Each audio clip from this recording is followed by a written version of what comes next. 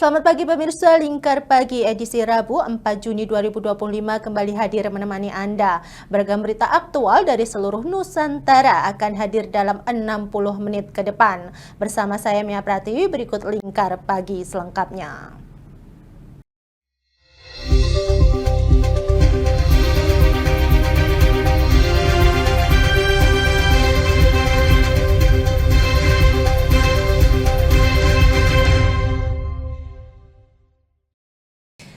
Mengawali berita pertama pemirsa, anggota Komisi 4 DPR RI menyerahkan bantuan alat dan mesin pertanian kepada 3 kelompok tani di Kabupaten Pati. Langkah ini dilakukan guna menunjukkan komitmennya mendukung Kabupaten Pati menuju swasembada pangan nasional.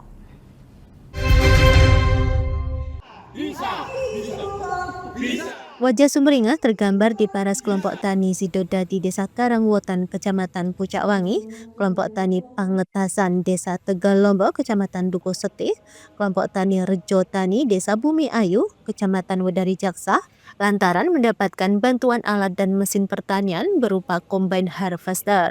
Dari Komisi 4 DPR RI Firman Subagio pada Senin 2 Juni 2025. Bantuan ini merupakan langkah konkret memudahkan para petani di Kabupaten Pati dalam memanen hasil pertanian. Firman Subagio meminta para petani menggunakan mesin ini secara baik dan tidak menyewakan kepada penebas maupun pelaku usaha lainnya. Pihaknya menambahkan bakal menyerahkan bantuan di tahap kedua, diantaranya bantuan ayam beserta kandang dan pakan, bantuan kelapa dalam, traktor roda 4, traktor roda 2, alat penyemprot. Karena memang tujuan kami itu dari DPR RI bersama Pak Bupati ini kan untuk program bantuan ini kan mendukung terhadap kegiatan petani masyarakat padi. Oleh karena itu, karena kalau itu sudah diatur dalam ketentuan, program ini adalah untuk kepentingan masyarakat, bukan untuk disewakan kepada pengebas dan sebagainya. Dan kami sudah berkomitmen dengan Pak Menteri, Pak Dirjen, juga dengan BPK, kemudian juga dengan Kabupaten Pati Dinas, bahwa kalau itu ditemukan nanti itu ternyata disewakan kepada pengebas dan para pelaku usaha besar, tentunya itu mesti melanggar aturan, apalagi tidak pernah melaporkan. Dan ini sudah ada contoh yang memang sedang proses untuk ditarik karena melanggar aturan. Jadi itu kewajiban kita untuk saya sebagai pemberi aspirator, tentunya ada memberi aspirasi, tentunya harus melaksanakan konsistensi daripada pengawasan itu. Jadi komitmen kami adalah membantu ini untuk kepentingan masyarakat padi. Seperti sampai tadi, jangan sampai nanti kalau sudah desanya, kecamatannya sudah terpenuhi, itu kemudian disewakan ke kabupaten lain. Padahal di kecamatan lain masih membutuhkan. Ya harus diprioritaskan dulu kepada kecamatan yang ada di Kabupaten Pati ini, bukan terus dibawa ke Rembang, ke Demak, bahkan ada yang sampai ke Pemalang, begitu kayak di Blora itu kan, itu nggak boleh. Harus untuk kepentingan masyarakat padi dulu, karena tujuannya adalah untuk kebutuhan petani padi. Sementara itu, Bupati Pati Sudiewo menyampaikan ucapan terima kasihnya kepada anggota Komisi 4 DPR RI karena telah memberikan bantuan alat mesin pertanian sehingga dapat memperlancar kesejahteraan petani. Kepada petani yang menerima, gunakan ini sebaik-baiknya, jangan dikomersilkan. Kalau misalnya di lingkungannya itu sudah cukup dengan kombi, di tempat yang lain itu kurang, dikirim ke yang lain, dan itu saya minta Dinas Pertanian mengkoordinir, mengaturnya.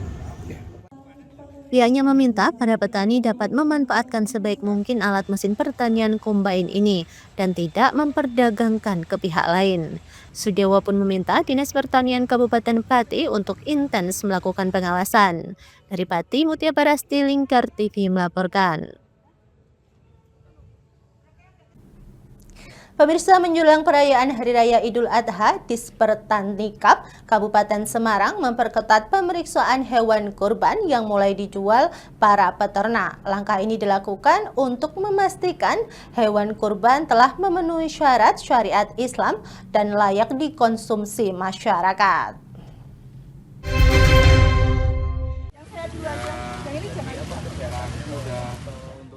Beberapa lokasi jual beli hewan kurban di Kabupaten Semarang pada Senin 2 Juni 2025 mulai dipadati pedagang. Dinas Pertanian, Perikanan, dan Pangan Dispertanikab setempat intensif melakukan pemantauan dan pemeriksaan kesehatan hewan kurban. Sekretaris Dispertanikab Kabupaten Semarang, Suhartono, mengungkapkan bahwa hasil dari pemantauan di sejumlah lapak di Ungaran ditemukan 5 ekor hewan dan salah satunya dinyatakan tidak memenuhi syarat syariat Islam karena kondisi umur dan gigi yang tidak sesuai ketentuan. Meski demikian, banyak hewan kurban yang dijual di lapak-lapak tersebut telah diperiksa dan dinyatakan layak sesuai standar kesehatan dan syariat Islam. Dinas Pertanian, Perikanan, dan Pangan melakukan kegiatan pemantauan hewan kurban yang akan dilakukan pada hari Jumat tanggal 6. Jadi identifikasi semuanya sehat semua. Cuma ada 5 yang belum memenuhi kriteria. 1 kita asingkan karena belum waktunya untuk berkurban, dalam artian syariatnya belum terpenuhi. Tapi yang 4 sudah cukup memenuhi untuk kita lakukan pemotongan besok tanggal 6. Yang 1 kita sisihkan, ada 1 ekor kambing karena belum waktunya untuk disembelih karena belum memenuhi syariat Islam. Yang masuk di Kap Semarang kita belum ada, jadi kita menggunakan sampel acak. Jadi ada pedagang yang mangkal langsung kita datangi, ternyata ini dari Jawa Timur yang hadir di Kap Semarang, sehingga kita tidak bisa mencegah karena barang sudah datang. Jadi kalau kita mau menolak juga tidak bisa karena lalu lintas kambing maupun hewan kurban kita tidak bisa melacak satu persatu. Jadi yang ada di Kap Semarang, kalaupun ada pedagang yang jumlah besar, langsung kita datangi, kita cek satu-satu untuk hewannya, sehingga masyarakat yang akan membeli hewan kurban tidak akan tertipu dengan kesehatan maupun kelayakan secara syariat. Di sisi lain, Kabid Kesehatan Hewan dan Masyarakat Veteriner Dispertanikab Kabupaten Semarang, Yohana Diah Haruni, menegaskan bahwa pemeriksaan dilakukan secara menyeluruh mencakup aspek administratif dan kondisi fisik hewan. Pertama pemeriksaan dokumen ya. Jadi karena ini kami hasil wawancaranya itu asalnya bukan dari Kabupaten Semarang, sehingga kita cek dokumen lalu lintasnya. Kemudian izin, jadi di tempat kita ini ada aturannya, kalau di tempat penampungan ini ada izin tempat penampungan. Jadi kita sudah cek, terus kemudian dari hewannya kita pemeriksaan kesehatan, kemudian dari segi umur, tadi sudah disampaikan oleh Pak Sekdin hasilnya, dari segi kesehatan kita cek di sini secara fisik, kondisi fisiknya seperti apa, dari kita pengamatan di sini kondisi hewannya seperti apa. Dan hasilnya kita tadi dari 81 ternak yang ada di sini hewan, ini kita temukan tadi yang 1 itu orf, ya, kemudian yang 1 itu kondisinya ada gangguan di pernafasan. Dengan dilakukannya pemantauan dan pemeriksaan secara intensif, diharapkan hewan kurban yang dikonsumsi masyarakat pada Idul Adha tahun 2025 ini aman dan sesuai syariat Islam. Dari Kabupaten Semarang, Hesti Maniar, Lingkar TV melaporkan. Pemirsa, dalam upaya memberantas peredaran narkoba di wilayahnya, Satuan Reserse Narkoba Polres Kudus berhasil mengungkap 6 kasus penyalahgunaan narkotika dalam kurun waktu 1 bulan terakhir.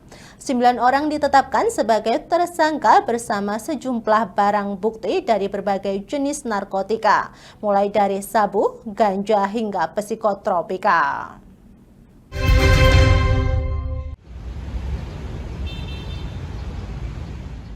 Konferensi pers digelar di Mapolres Kudus Selasa siang di Juni 2025. Dalam konferensinya, Kapolres Kudus AKBP Heru Dwi Purnomo menyebut ada 9 tersangka yang ditangkap dalam 6 kasus berbeda sepanjang 1 bulan terakhir. Petugas berhasil menyita sabu seberat 6,78 gram, ganja 2,1 gram, dan lebih dari 1.000 butir psikotropika dari para pelaku.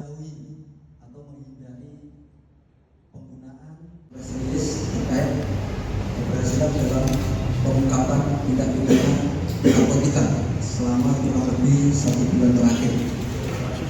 Dalam kurun waktu 1 bulan terakhir, Polres Kudus berhasil mengungkap sebanyak 6 LP atau 6 laporan polisi dengan jumlah tersangka 9 orang tersangka dan jumlah barang bukti untuk sabu sebesar 6,78 gram, sedangkan untuk ganja 2,1 gram, dan untuk psikotropika yaitu 1.819 butir. Dari pengungkapan tersebut tentunya memberikan dampak positif, yaitu kita dapat menyelamatkan generasi muda khususnya di wilayah Kudus sebanyak 225 jiwa dari peredaran gelap narkoba ini.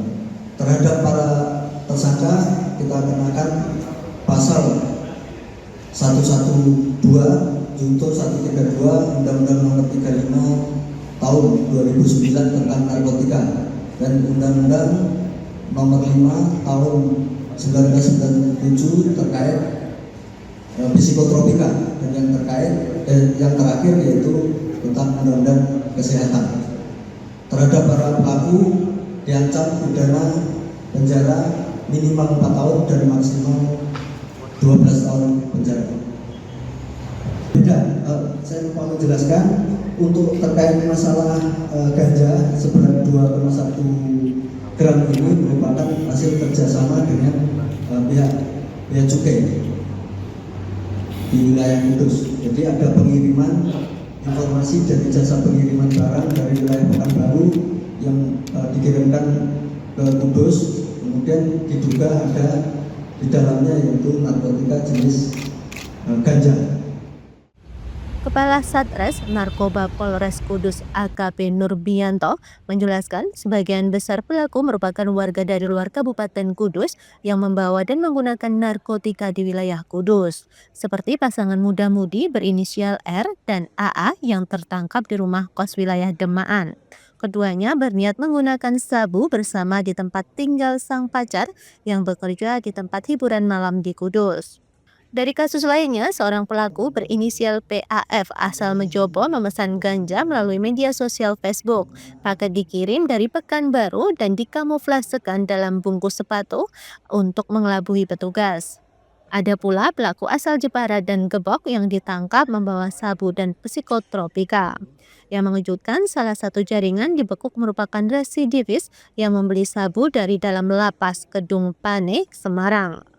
Sebanyak 2 dari 9 tersangka merupakan pengedar, sementara sisanya pengguna aktif. Seluruhnya dijerat dengan pasal berlapis dari Undang-Undang Narkotika, Psikotropika, dan Kesehatan dengan ancaman penjara minimal 4 hingga 12 tahun.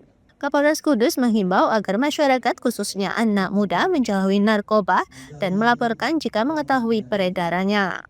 Dengan semakin kompleksnya modus peredaran narkotika, Polres Kudus terus memperketat pengawasan dan mengajak seluruh elemen masyarakat untuk bersama-sama memerangi narkoba demi masa depan generasi muda yang lebih baik.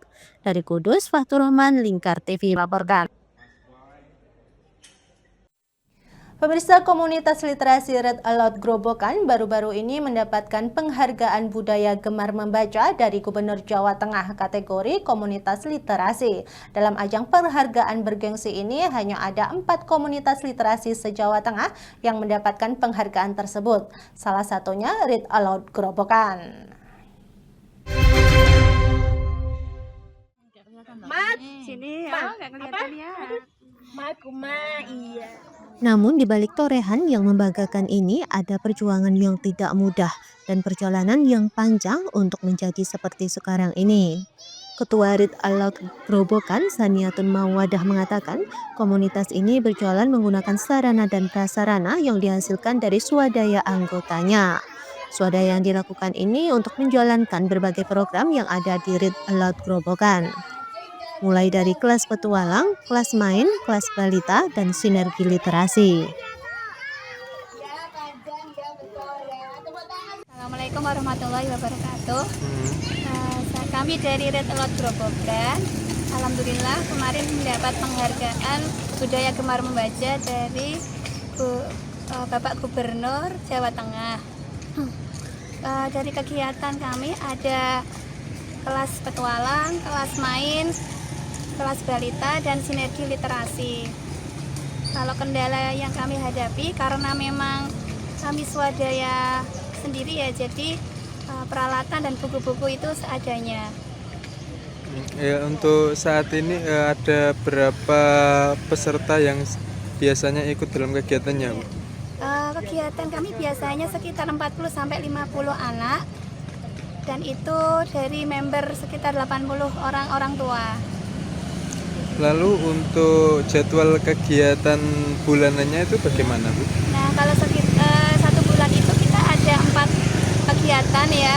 Jadi sekitar 1 minggu sekali itu ada aktivitas keluar, entah itu ke luar taman kota atau ke perpustakaan atau ke tempat-tempat yang kita kunjungi di program kelas petualang. Untuk kedepannya bagaimana harapannya terhadap kegiatan tersebut, Bu? Ya, harapannya kami dan masyarakat sekitar bisa kerjasama membangun ekosistem literasi yang berkesinambungan lagi sehingga bisa memberi dampak kepada masyarakat di sekitar Grobogan. Saniatul Mawadah berharap masyarakat kian sadar akan pentingnya literasi. Ia berpendapat perlu adanya campur tangan dari pemerintah dan otoritas setempat untuk bersama-sama membangun literasi bangsa yang lebih baik. Dari Grobogan, Ahmad Abror, Lingkar TV melaporkan. Pemirsa, kami akan kembali usai jeda berikut ini, tetaplah bersama kami.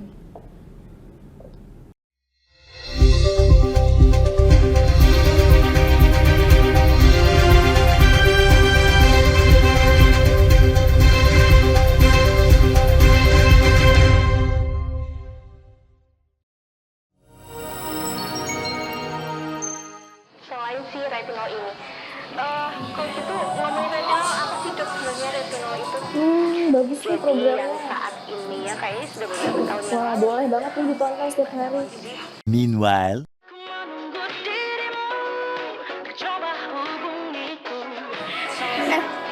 Kamu lagi nonton apa sih dari tadi kok apem-apem mulu? Ini loh lagi nonton program Cantik Sehat di Lingkar TV. Bagus banget sih programnya. Oh, ada ya program kayak gitu? Ada loh di programnya di Lingkar TV. Kamu udah tahu kan Lingkar TV? Belum. Kan belum tahu Lingkar TV. Lingkar TV itu TV digital streaming online yang sudah mengantongi izin PSE dari Kominfo dan bisa diakses di HP kalian mestinya. Oh iya? Iya, bagus loh. Coba di-download sekarang. Bentar deh, aku tak coba download dulu. Iya.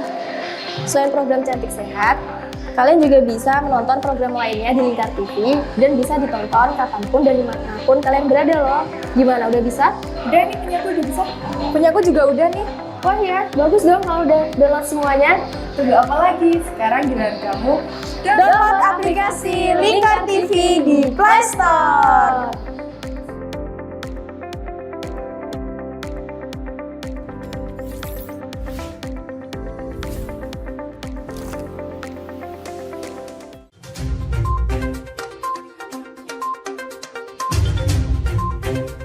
Berangkum semua peristiwa sebagai berita yang penuh fakta.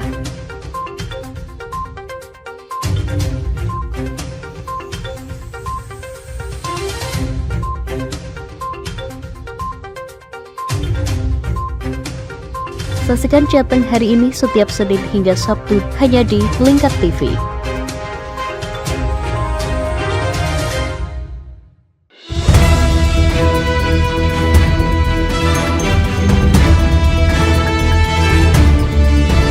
Menemani pagi Anda dengan menyajikan berita nasional dan regional yang dikupas secara akurat dan aktual untuk awali hari. Dalam Lingkar Pagi, setiap Senin hingga Sabtu jam 8 pagi hanya di Lingkar TV.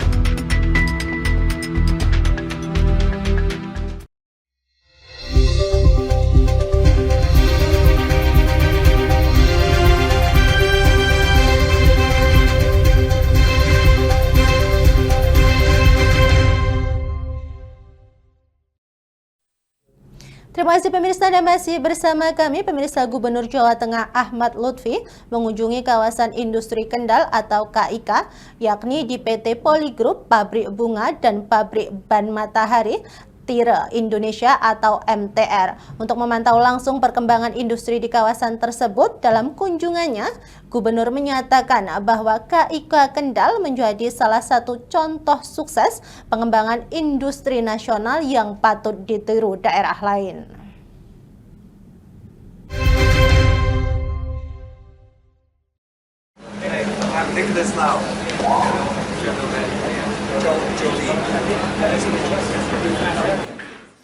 Gubernur Jawa Tengah Ahmad Lutfi melakukan kunjungan kerja ke kawasan industri Kendal KIK pada Selasa siang.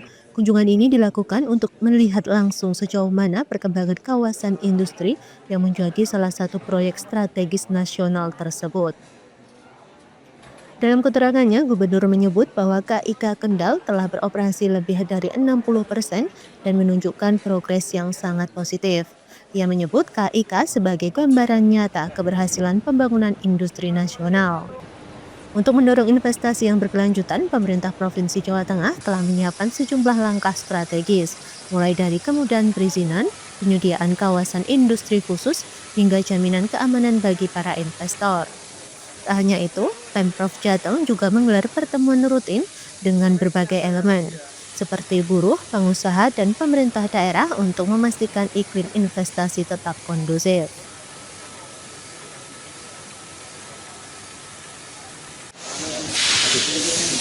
Baik, Assalamualaikum warahmatullahi wabarakatuh.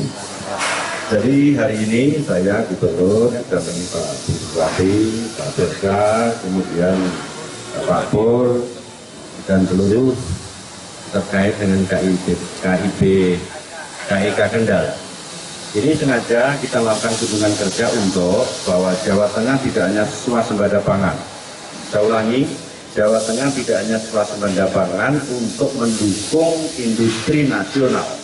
Nah, IKIB ini adalah merupakan perwujudan daripada industri nasional yang merupakan kawasan industri khusus, di mana secara umum ya 60% sudah operasional. Ini menandakan bahwa di samping swasembada pangan di Jawa Tengah sudah kita genjot, tidak meninggalkan daripada industri yang kita lakukan. Maka apa yang kita perlukan? Maka investasi yang datangnya dari luar, dari dalam harus kita genjot di wilayah kita. Investasi ini yang pertama sudah kita permudah terkait dengan perizinan. Kemudian yang kedua, kita punya kawasan-kawasan industri khusus yang secara langsung dari proses perizinan baik itu PMA, kemudian dari dalam, dan kita permudah dengan kita kawal.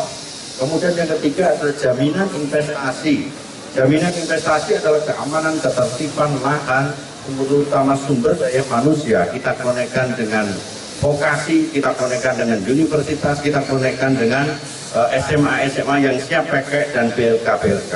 Sehingga secara tidak langsung maka akan bertumbuh kembang di wilayah kita. Kita sudah turun 2,2%. 2,2% sudah luar biasa untuk wilayah kita, dan ini bagus sekali. Dan ini akan kita genjot tertinggi terendah di Indonesia bahkan. Sehingga kita lakukan apa? Satu, kita sudah dari segi pendidikan, kita siapkan 5.000 anak-anak yang putus sekolah, kita tempelkan kemitraan di SMA swasta. Kemudian mereka yang putus sekolah kita pakai paket C, sehingga secara tidak langsung mereka akan terjadi kompetitif. Dan BLK di tempat kita sudah kita kasih program untuk siap pakai bagi mereka, sehingga secara tidak langsung komprehensif ini akan memangkas daripada angka pengangguran.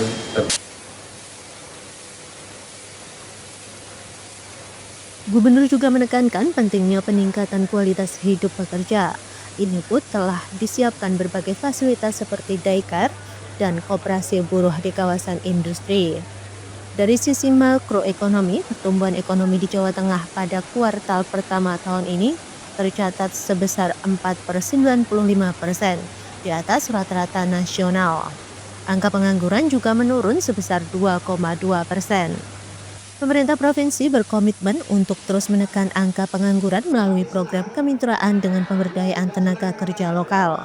Gubernur berharap KIK Kendal dapat menjadi contoh sukses bagi pengembangan kawasan industri di daerah lain, serta mampu memberikan kontribusi signifikan terhadap pertumbuhan ekonomi dan kesejahteraan masyarakat Jawa Tengah. Dari Kendal, Jawa Tengah, Wahyudi Lingkar TV melaporkan. Beralih ke berita selanjutnya, pemirsa, putusan Mahkamah Konstitusi soal SD, SMP negeri dan swasta gratis mendapat respon dari sejumlah kepala daerah. Bupati Blora menilai jika pembiayaan dibebankan ke APBD maka akan memberatkan keuangan daerah.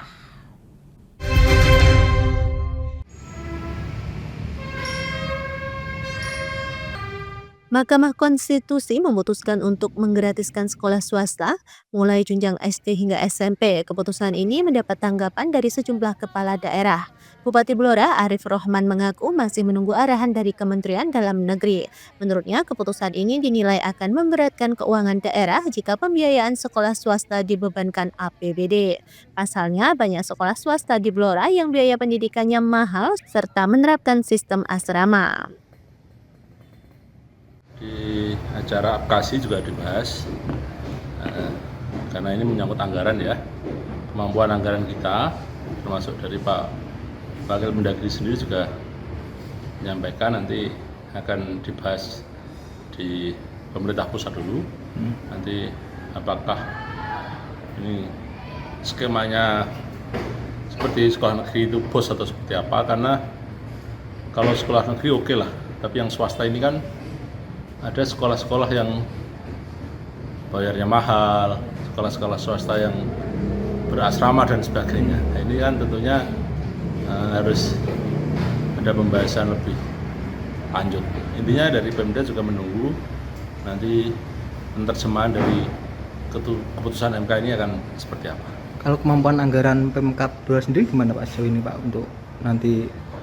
Kalau itu dengan swasta, nah nanti pasti kan bisa ditanya. Kita belum kalkulasi, tapi ya memang ya agak berat melihat kondisi fiskal anggaran hari ini. Ya, intinya kita akan menunggu apakah itu skemanya nanti yang menanggung APBN semua atau seperti apa. Pemkab Blora sendiri saat ini masih menunggu arahan langsung dari pemerintah pusat dan belum menghitung kebutuhan anggaran bagi sekolah swasta tersebut. Dari Kabupaten Blora, Hanafi, Lingkar TV melapor. Beralih ke berita selanjutnya pemirsa, membangun karakter anak tidak harus melalui ceramah panjang. Lewat kreativitas dan budaya lokal, mahasiswa PPG UNES menciptakan wayang suket sebagai media pembelajaran ramah lingkungan, syarat nilai kehidupan, dan memperkenalkan budaya serta etika sejak usia dini.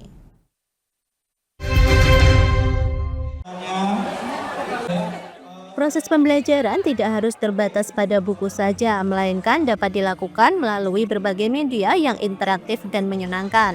Seperti halnya dilakukan oleh mahasiswa program pendidikan profesi guru PPG UNES, calon guru tersebut menciptakan media pembelajaran penuh kreativitas, yaitu pembuatan wayang suket atau wayang yang terbuat dari rumput.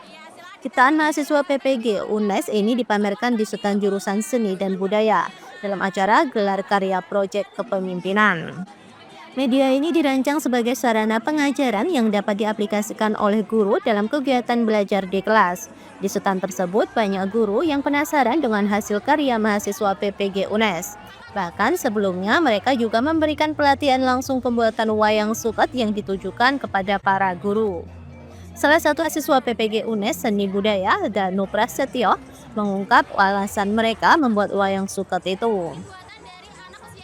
Wayang sebagai proyek kami, yang pertama, wayang adalah salah satu kesenian yang banyak petuah hidupnya, sehingga ini bisa kami ambil untuk membina atau menanamkan pendidikan karakter di peserta didik nantinya. Seperti itu Mas. Itu kan kenapa menggunakan wayang suket Mas? Padahal kan masih ada wayang-wayang yang lainnya gitu. Ya, kenapa wayang suket? Karena ini yang lebih terjangkau Mas. Jadi kalau kita memilih wayang kulit Purwo itu pastinya satu harganya lumayan, sehingga ini menjadi solusi suket ini. Satu, dari wayang suket kita bisa membuat, jadi peserta didik dan juga peserta pelatihan bisa mengerti dan dapat pengalaman baru bagaimana membuat wayang suket ini. Yang kedua, ramah lingkungan. Jadi di dalam PPG ini kami juga ditanamkan bagaimana pendidikan konservasi yang mengimplementasikan pendidikan yang ramah lingkungan. Untuk praktiknya untuk anak-anak apakah sangat mudah atau gimana Mas? Untuk praktik anak-anak kami Untuk proyek kami saat ini sementara hanya di guru TK sekecamatan Pedurungan. Nantinya dari guru TK peserta kepelatihan akan diteruskan di pembelajaran atau diimplementasikan ke pembelajaran di sekolah beliau-beliau masing-masing. Sehingga ada keberlanjutan materi kepelatihan kami, bukan hanya berhenti di guru, tapi ditularkan atau diimplementasikan ke murid-murid ibu-ibu guru semuanya. Dari Kota Semarang, Sahril Muas, Lingkar TV melapor. Terima kasih pemirsa Anda masih bersama kami. Pemirsa, Wakil Gubernur Jawa Tengah Tat Yassin Maimun berencana menggandeng perusahaan di sepanjang Jalan Pantura Semarang Demak untuk membantu penanganan banjirop. Salah satunya melalui pompanisasi agar genangan cepat surut.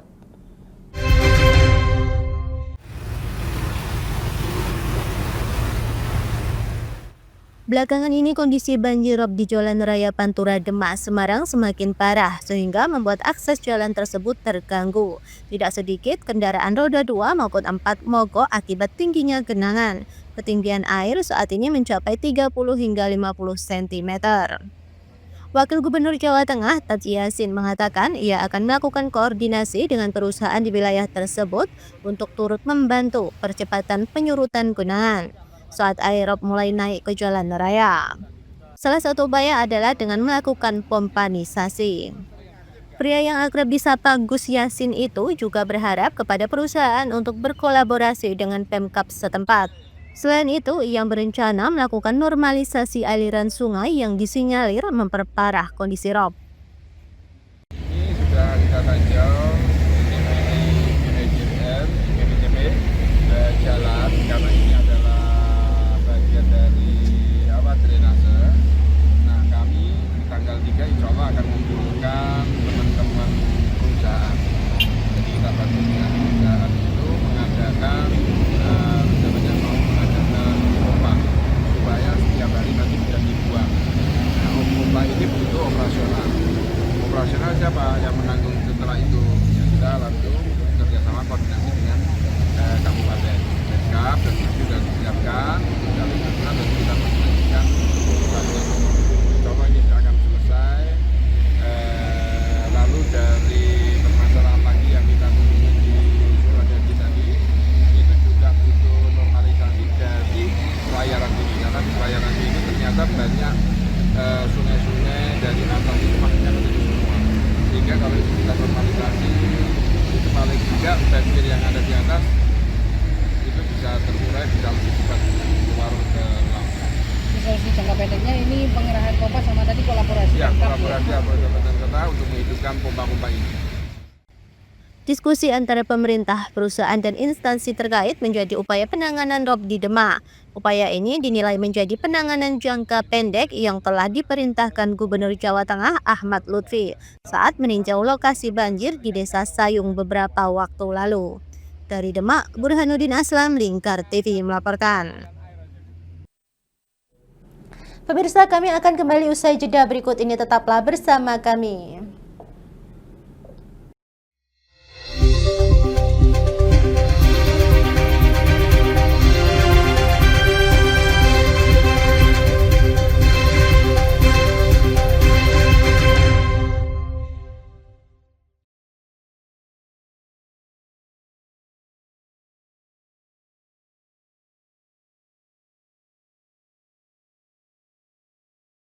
Program saat ini ya kayaknya sudah beberapa tahun yang wah, boleh banget nih ditonton setiap hari.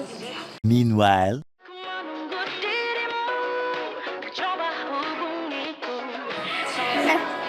Kamu lagi nonton apa sih dari tadi kok apem-apem mulu?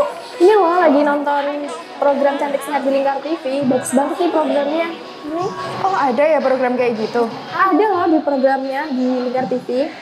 Kau udah tahu kan Lingkar TV? Belum. Kan belum tahu Lingkar TV. Lingkar TV itu TV digital streaming online yang sudah mengantongi izin PSE dari Kominfo dan bisa diakses di HP kalian mestinya. Oh iya? Iya, bagus loh. Coba di-download sekarang.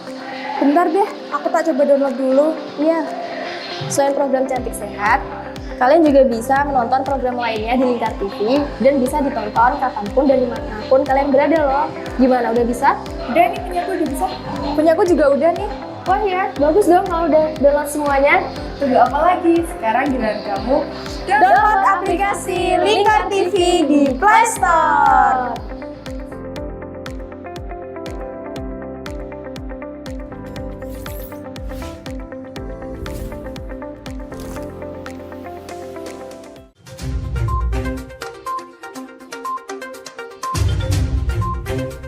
Merangkum semua peristiwa sebagai berita yang penuh fakta.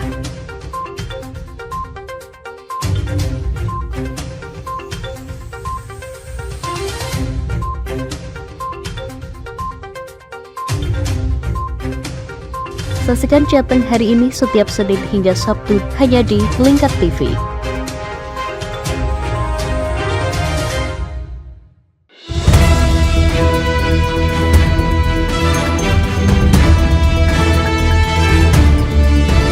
Menemani pagi Anda dengan menyajikan berita nasional dan regional yang dikupas secara akurat dan aktual untuk awali hari. Dalam Lingkar Pagi, setiap Senin hingga Sabtu jam 8 pagi hanya di Lingkar TV.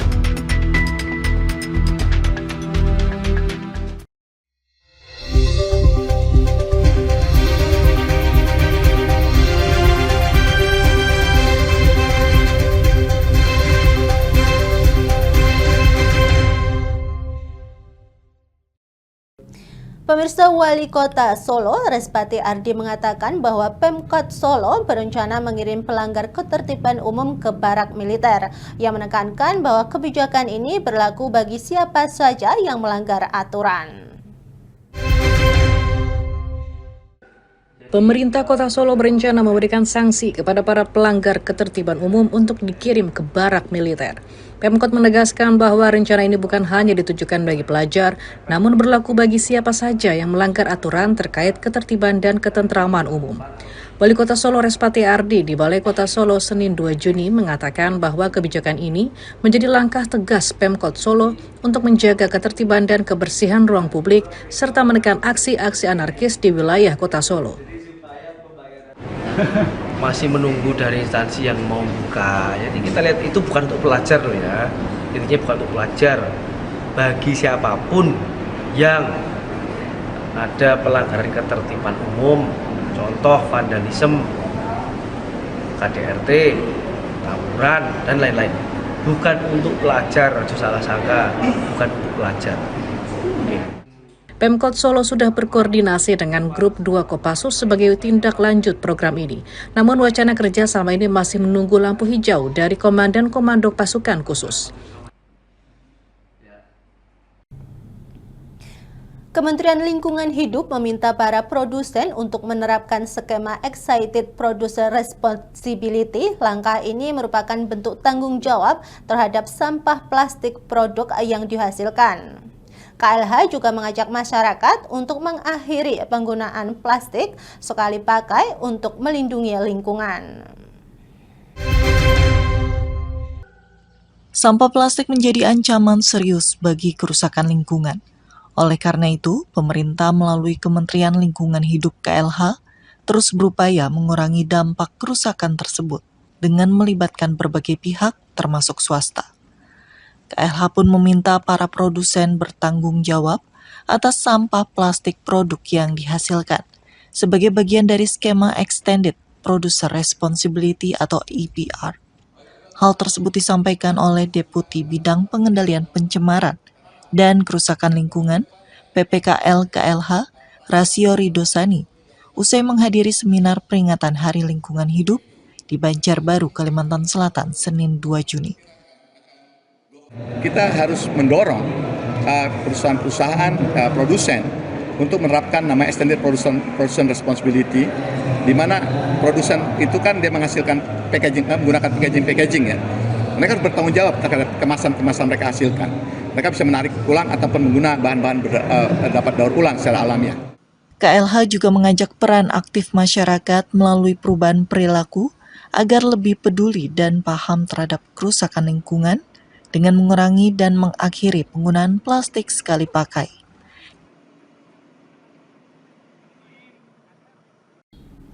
Pemirsa, Kementerian Komunikasi dan Digital berjanji untuk mempercepat penerapan layanan internet 100 Mbps dengan harga Rp100.000.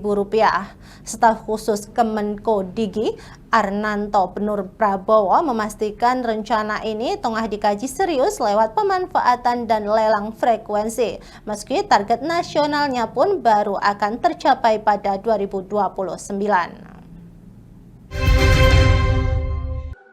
Kementerian Komunikasi dan Digital menjanjikan wacana internet cepat 100 Mbps dengan harga terjangkau senilai Rp100.000 dapat direalisasikan secepatnya. Staf khusus Menkom Digi bidang komunikasi dan politik Arnanto Nur Prabowo saat ditemui di Jakarta Senin 2 Juni menyatakan pemerintah tengah menyiapkan pemanfaatan dan lelang frekuensi untuk mendukung target tersebut. Ini masih dalam proses, tentunya kita akan melakukan pemanfaatan frekuensi-frekuensi yang ada, melakukan pelelangan frekuensi. Nanti setelah itu mungkin baru ada masuk infrastruktur yang optimal untuk memanfaatkan ini. Dan saya rasa itu Bu Menteri tetap berkomitmen untuk bisa sesegera mungkin melakukan itu.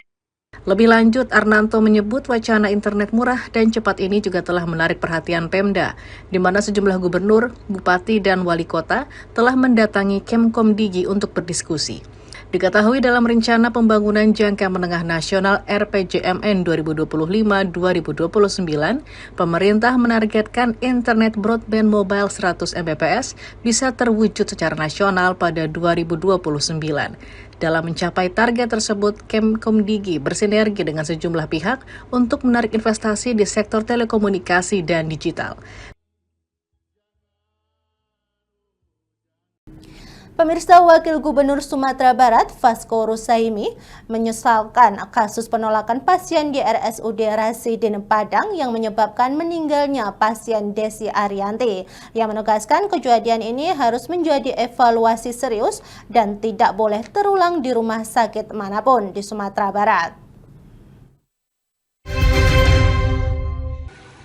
Wakil Gubernur Sumatera Barat, Vasco Rusaimi, menyesalkan adanya dugaan penolakan pasien oleh petugas di instalasi gawat darurat Rumah Sakit Umum Daerah Dr. Rasidin Padang terhadap pasien atas nama Desi Arianti pada Sabtu 31 Mei dini hari yang berujung meninggalnya pasien tersebut pada Minggu 1 Juni siang. Ditemui di Padang Senin 2 Juni, Vasco menyebut kasus dugaan penolakan pasien BPJS oleh RSUD seharusnya tidak boleh terjadi, mengingat kesehatan merupakan salah satu hak masyarakat yang dilindungi dan dijamin oleh negara. Atas peristiwa tersebut, Pemprov Sumbar telah menginstruksikan kepada Dinas Kesehatan dan setiap RSUD agar kasus serupa tidak kembali terulang. Kami tidak mau hal ini bisa kejadian lagi, dan hal-hal yang efeknya membawa ke yang tidak baik terhadap masyarakat ini kan akan dasar mungkin analisis yang salah dari pihak pihak tenaga kesehatan, baik itu dokter ataupun mungkin perawatnya. Ini harus betul-betul lebih teliti, karena mungkin ada hal-hal yang tidak nampak secara fisik tapi secara kriteria mereka itu sudah sebenarnya bisa masuk ke dalam hal yang emergensi, harusnya langsung segera di backup oleh rumah sakit. Vasco mengatakan perlu pendalaman untuk mengusut tuntas kematian pasien yang diduga ditolak oleh pihak RSUD Rasidin, termasuk kemungkinan sanksi bagi tenaga kesehatan atau pihak yang terlibat. Saat ini sejumlah pejabat RSUD Rasidin Padang telah dinonaktifkan oleh pemerintah Kota Padang atas dugaan kelalaian dalam pelayanan yang berujung meninggalnya seorang pasien. Adapun pejabat yang dinonaktifkan yakni Direktur Rumah Sakit, Kepala Bidang Pelayanan dan Keperawatan, serta Kepala Seksi Pelayan dan Kepala Seksi Keperawatan.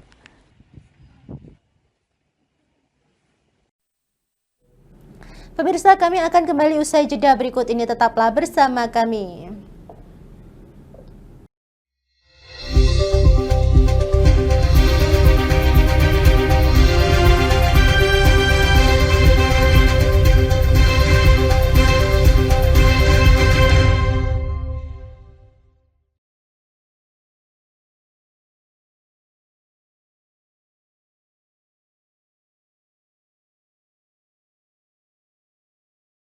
yang saat ini ya kayaknya sudah beberapa tahun yang Wah, boleh banget nih ditonton setiap hari.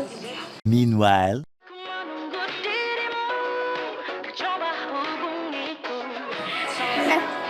Kamu lagi nonton apa sih dari tadi kok apem-apem mulu? Ini loh lagi nonton program Cantik Sehat di Lingkar TV. Bagus banget nih programnya. Oh, ada ya program kayak gitu? Ada loh di programnya di Lingkar TV. Kau udah tahu kan Lingkar TV? Belum. Kan belum tahu Lingkar TV. Lingkar TV itu TV digital streaming online yang sudah mengantongi izin PSE dari Kominfo dan bisa diakses di HP kalian mestinya. Oh iya? Iya, bagus loh. Coba di-download sekarang. Bentar deh, aku tak coba download dulu. Iya. Selain program Cantik Sehat, kalian juga bisa menonton program lainnya di Lingkar TV dan bisa ditonton kapanpun dan dimanapun kalian berada loh. Gimana, udah bisa? Udah nih, punyaku udah bisa. Punyaku juga udah nih. Wah ya, bagus dong kalau udah download semuanya. Tunggu apa lagi? Sekarang giliran kamu download aplikasi Lingkar TV di Play Store.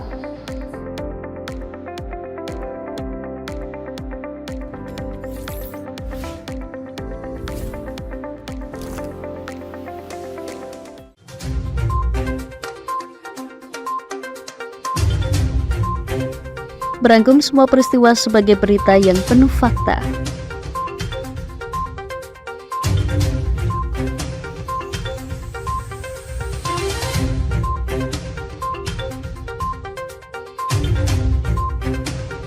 Saksikan Jateng hari ini setiap Senin hingga Sabtu hanya di Lingkar TV.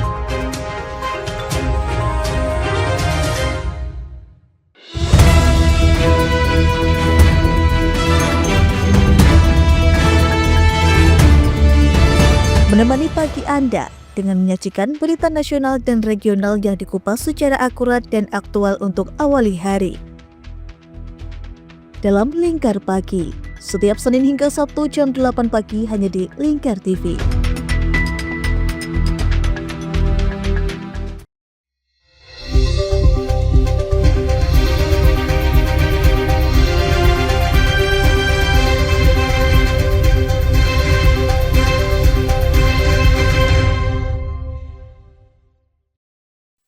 Maraknya aksi tawuran antar pelajar dan meningkatnya aktivitas geng motor membuat pemerintah Provinsi Sumatera Utara mengambil langkah tegas. Dinas Pendidikan Provinsi merencanakan perubahan jadwal belajar mengajar menjadi 5 hari sekolah dalam seminggu. Kebijakan ini akan dimulai pada tahun ajaran baru Juli mendatang di seluruh sekolah negeri maupun swasta. Maraknya aksi tawuran antar pelajar tingkat menengah atas maupun sekolah kejuruan dan merebaknya geng motor di wilayah Kota Medan dan sekitarnya membuat Dinas Pendidikan Provinsi Sumatera Utara mengubah jadwal belajar mengajar. Berbicara pada antara Senin 2 Juni lalu, Kepala Dinas Pendidikan Provinsi Sumatera Utara, Alexander Sinulingga mengatakan, pemerintah berencana mengubah jadwal belajar mengajar sekolah selama 5 hari dalam seminggu sesuai arahan Gubernur Sumatera Utara, Bobi Nasution. Jadwal pembelajaran ini berlaku di seluruh sekolah negeri maupun swasta yang berada di Provinsi Sumatera Utara. Jadwal pembelajaran sekolah 5 hari ini nantinya akan dimulai pada Juli mendatang yang bertepatan dengan tahun ajaran baru. Sekolah 5 hari ini banyak manfaatnya sebenarnya. Kita tahu tingkat kriminalitas itu kan cukup tinggi ya di Sumatera Utara kita bilang. Jadi ini salah satu komitmen Bapak Gubernur Sumatera Utara untuk menekan tingginya tawuran, tingginya narkoba, tingginya kejahatan geng motor. Salah satunya lewat pola sekolah 5 hari ini. Ia turut menambahkan hal ini menjadi langkah pemerintah untuk menekan tindakan kriminal maupun aksi tawuran yang kerap meresahkan warga. Pemirsa, dalam rangka mendukung program swasembada pangan, pemerintah Provinsi Kalimantan Utara menargetkan optimalisasi lahan sawah seluas 11.000 hektar. Namun baru 35% dari target tersebut yang sudah diwujudkan, sehingga Pemprov Kaltara berupaya melakukan percepatan melalui beberapa langkah. Dalam rangka mendorong program nasional swasembada pangan, pemerintah Provinsi Kalimantan Utara masih berupaya mendorong peningkatan produksi padi di wilayah tersebut. Namun hingga saat ini, optimalisasi sawah di Kaltara baru mencapai 35%. Gubernur Kalimantan Utara, Zainal Paliwang, saat ditemui di Tanjung Selor, Senin 2 Juni, menyebutkan pihaknya masih berusaha agar target optimalisasi sawah yang mencapai 11.000 hektar bisa tercapai 100% melalui upaya percepatan. Langkah pendukung swasembada pangan pun dilakukan, antara lain pembentukan brigade pangan hingga pembangunan rumah penggilingan padi berkapasitas besar di sejumlah kabupaten. Kita akan berdayakan potensi-potensi, baik itu SDM-nya, baik itu lahannya, supaya target swasembada pangan di Kalimantan Utara ini bisa tercapai. Adapun pembentukan brigade pangan di Kaltara yang mayoritas anggotanya adalah kaum milenial sudah mencapai 80%, dengan total ada 32 kelompok brigade pangan di Provinsi Kalimantan Utara. Pemirsa, DPRD Kota Ternate meminta seluruh pangkalan minyak tanah di Maluku Utara mengutamakan pelayanan kepada masyarakat. Anggota DPRD Nur Laila Sarif menyampaikan permintaan ini setelah menerima banyak keluhan soal pengurangan jatah distribusi yang merugikan warga. Dewan Perwakilan Rakyat Daerah DPRD Kota Ternate, Provinsi Maluku Utara, meminta kepada seluruh pangkalan minyak tanah di daerah itu untuk mengutamakan pelayanan kepada masyarakat. Permintaan itu disampaikan menyusul adanya keluhan masyarakat terhadap pelayanan dari pangkalan minyak tanah di Kota Ternate. Masyarakat yang seharusnya mendapatkan kuota 40 liter per kepala keluarga, namun pada beberapa waktu terakhir hanya bisa mendapatkan jatah 20 liter hingga 25 liter. Karena stok bahan bakar minyak BBM bersubsidi itu dijual oleh pangkalan ke pihak perusahaan industri. Ditemui pada Senin 2 Juni, anggota DPRD Kota Ternate, Nur Laila Syarif mengingatkan para pangkalan minyak tanah di Kota Ternate agar tidak melanggar aturan yang ditetapkan oleh pemerintah terkait BBM bersubsidi. Supaya kalau dari sisi kuota, jumlahnya orang tak ada masalah. Cuman yang jadi masalah ini adalah sistem pendistribusian. Nah, Tom berharap memang tak menafikan bahwa pasti ada bisnis di belakang itu, ada penggunaan yang tidak sesuai peruntukan di belakang itu. Tapi yang harus diutamakan ini adalah kebutuhan masyarakat dulu. Karena itu kan jenis BBM bersubsidi.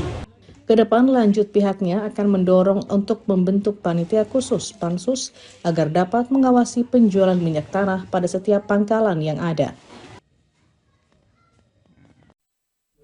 Pemirsa, menjelang puncak ibadah haji 1446 Hijriah, Menteri Agama Nazaruddin Umar memastikan seluruh fasilitas di tenda-tenda jamaah di Padang Arafah siap untuk digunakan. Tenda tempat tidur, pendingin ruangan hingga toilet semuanya telah disiapkan dan dalam kondisi layak untuk menyambut para jamaah haji. Menteri Agama Republik Indonesia Nazaruddin Umar meninjau kesiapan tenda-tenda jamaah haji Indonesia di Padang Arafah pada Selasa waktu setempat jelang pelaksanaan wukuf pada puncak haji 1446 Hijriah. Menak mengecek seluruh fasilitas yang akan digunakan oleh para jamaah, utamanya tenda dan tempat tidur. Pada kesempatan ini, ia juga mencoba secara langsung fasilitas tersebut untuk memastikan para jamaah merasa nyaman dan aman saat melaksanakan ibadah. Selain itu, fasilitas esensial lain seperti pendingin ruangan, lampu penerangan, hingga toilet tak luput dari pengecekan. Menak pun memastikan seluruh fasilitas tersebut telah rampung dan siap digunakan oleh para jamaah. Jadi kita sudah melihat, alhamdulillah sudah selesai semuanya. Tinggal menunggu tamunya nih pokoknya. Ya, jadi mohon doanya kepada segenap warga bangsa masyarakat Indonesia agar jemaah haji Indonesia ini sukses menjalankan haji makbul dan sekaligus haji mabrur. Ya, kita saling mendoakan. Di Arafah ini adalah insya Allah doanya akan makbul. Dan di sini pun juga kita akan mengajak jemaah bukan hanya mendoakan keluarganya, dirinya, tapi juga mendoakan bangsa dan warga masyarakatnya. Mendak mengimbau seluruh jamaah untuk senantiasa menjaga kedisiplinan, terutama terkait waktu dan aturan di wilayah suci Arafah. Puncak ibadah haji 1446 Hijriah sendiri akan berlangsung pada hari Kamis 9 Zulhijjah atau 5 Juni 2025.